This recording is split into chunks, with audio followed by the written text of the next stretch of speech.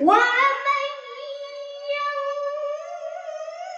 ينقلب على عقبيه فلن يضر الله شيئا.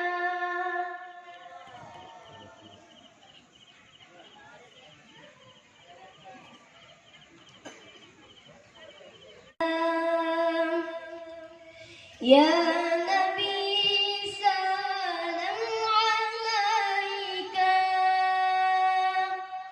يا رسول سلام عليك،